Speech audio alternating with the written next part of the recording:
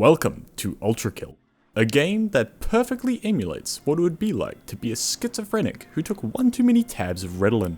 In this game you play as V1, a blood-fueled robot who, because of some event that took place on Earth that got rid of all humanity that had absolutely nothing to do with the blood-fueled robot we play as, starts our journey to move down to hell, because apparently our character just really likes the color red. Mankind is dead, blood is fuel, and hell is full.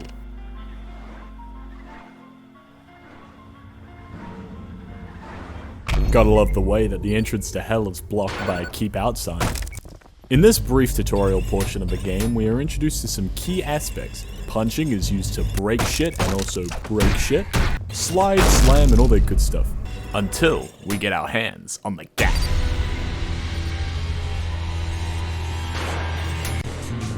With this, our killing potential has increased tenfold, as not only can we beat the filth to a pulp, but we can also turn the strays into mincemeat.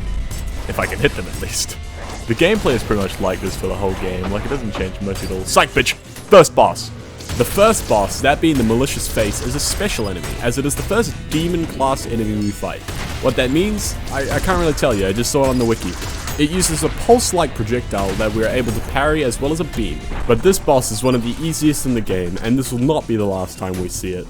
We continue on a couple levels which end up being a rather simple ordeal. Definitely. However, the prelude does switch it up a bit when it throws two new additions our way, and that'd be the addition of the shotgun, which does exactly what it's meant to, with the addition of a grenade launcher. And the schisms. These boys who just look like they've been going through a real rough time. Guys, please don't give them too much trouble. Throughout the mission, however, we see this mysterious, enigmatic figure who looks rather dangerous and threatening. I really hope he isn't the next guy we fight. The Source Machine fight has a bit of a wacky mechanic, and that mechanic is fucking dying.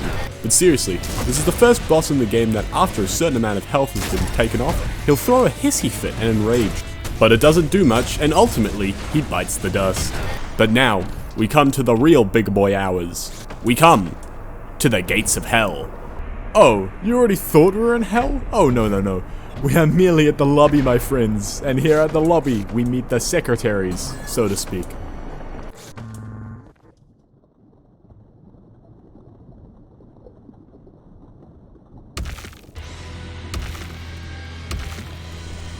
The Cerberus has a wacky mechanic. There's two of them. Yeah, that's really all there is, it's just two of them. But actually, they're the hardest boss yet, as this boss actually moves around and requires some semblance of strategy to overcome. The Cerberus Twin only activates when the first one reaches half health, but they become a real problem requiring you to constantly be on the move. It also doesn't help when their moveset consists of a slam, a lunge, and trying to hit me with their hot yellow balls. Kinda sus. This boss also has an enrage mechanic that activates when one of them dies. Understandably. But looking back on the recording now, I realized that it was actually him who killed his own brother, so I don't think I should be blamed for that. But after the Cerberus fall, I am granted access to hell, unaware of the deep terrors and utter depravity I'll find myself victim to. But I ready myself and move forward. Secret 1. Hey, did you know that if you climb up this vent, sus, you find a skull and then you can place it on this pedestal? Funny game. As well as being a shooter, it also wants to scare the shit out of you. Haha. And fucking does! Haha. Fuck this shit, get me out of here.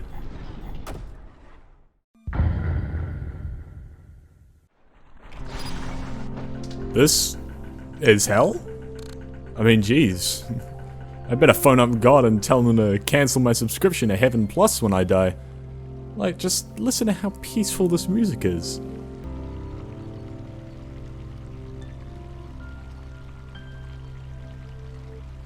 I really hope it doesn't suddenly change into a mad electro-type beat that is also a fucking banger.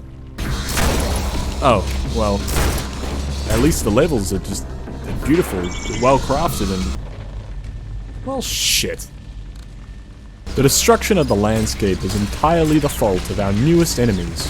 The drones, which are rather simple enemies that fly above us and die in one shot, and the street cleaners, which use flamethrowers. Naturally, I can't parry them, which makes fighting them a bit of a pain, but that's not too much of an obstacle anymore. Proceeding through the levels of Limbo, I encounter yet another boss similar to the Swords Machine, this being the Hideous Mass. It is here where the game throws another curveball as the Hideous Mass has plating all around its main body and can only be damaged by shooting its tail at the back. But again, to reiterate my point from earlier, listen to this banger.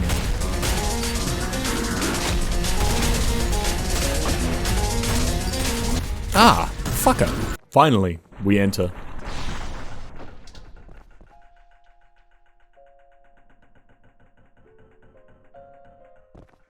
Here we see a sizable house with some rather interesting features, including a massive door requiring 3 other buttons to be pressed, but we'll get back to that later, and a much smaller door behind the house requiring 3 skulls to enter.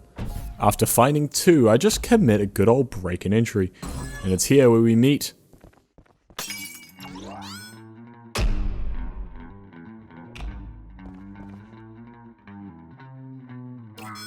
V2 is another robot just like us with the exact same arsenal, and he's also a blood-hungry death robot. You think we would bond on a few shared interests, but rather we are forced to put him down.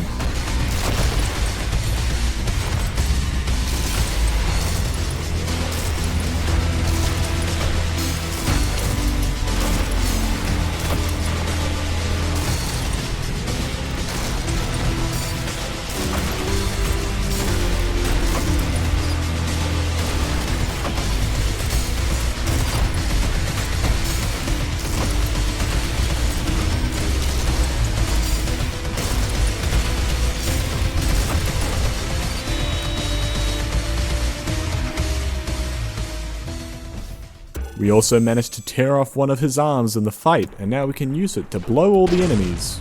Away, of course. Secret room. Hey, did you know that on 1-1, you can flick a coin into the well, and then go into it? Whoa. And then you can play Connect the Colors? Whoa.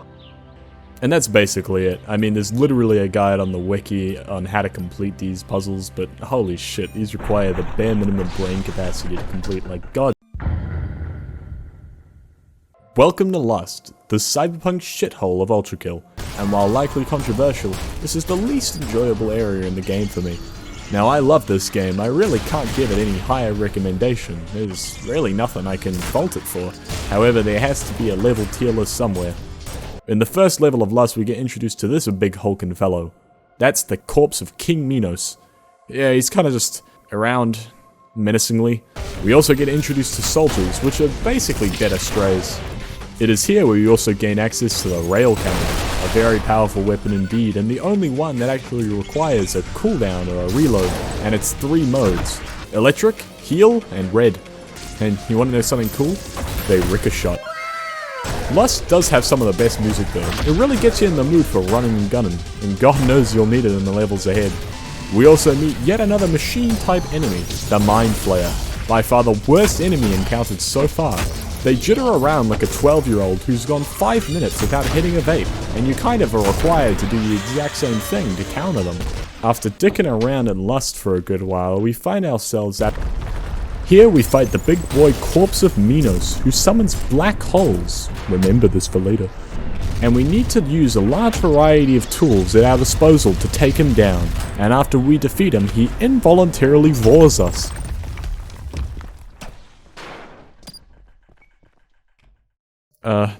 It's a secret.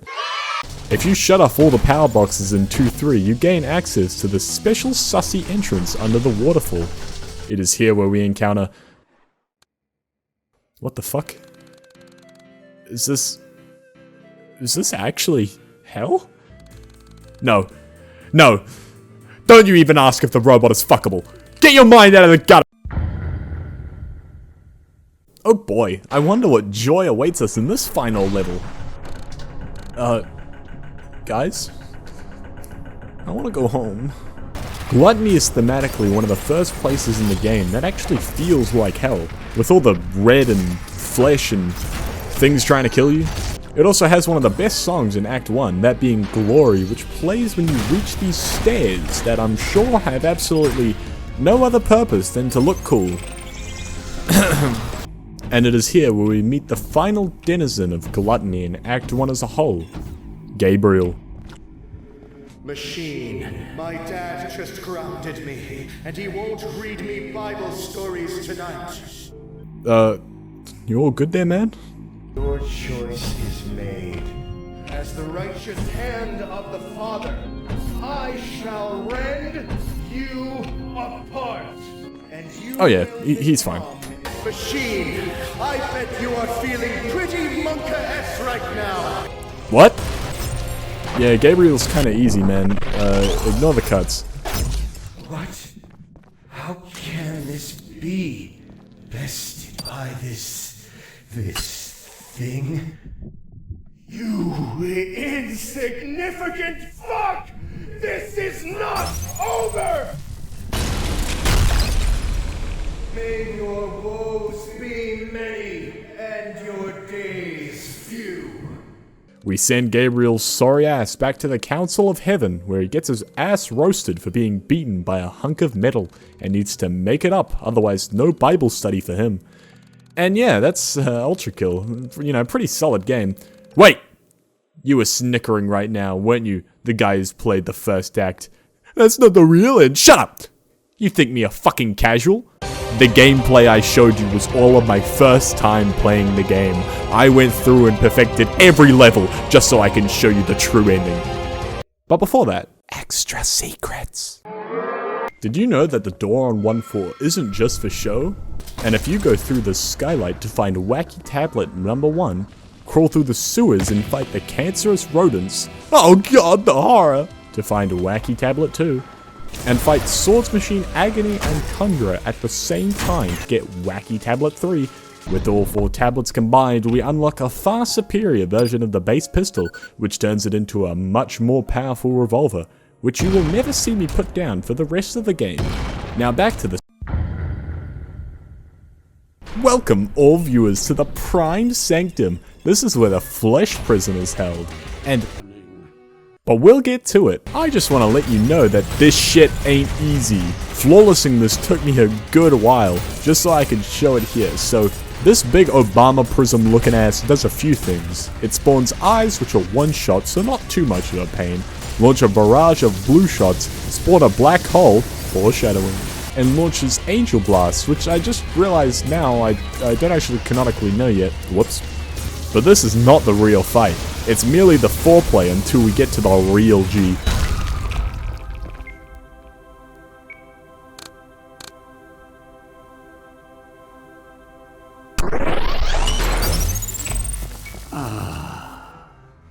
Free at last. Oh, Gabriel, now dawns thy reckoning, and thy gore shall glisten before the temples of man. Creature of steel, my gratitude upon thee for my freedom. But the crimes thy kind have committed against humanity are not forgotten. And thy punishment is death. This is the real true end fight of the game. Minos Prime, where his moveset is one of the best and worst at the same time, as trying to land a shot on this man while he's in the air is nigh impossible. And to show you how much I need to sweat, I'll let the fight play out.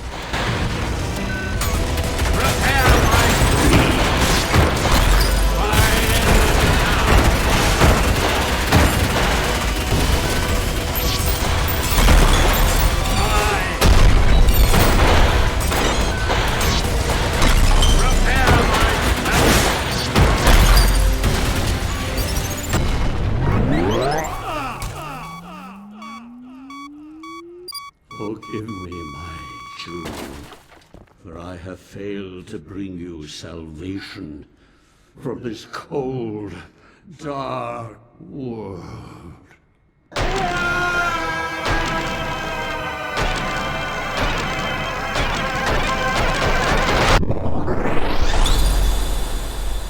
Suck on that, bitch! And with that, we truly finish Ultrakill. Oh yeah, until second act. Oh shit.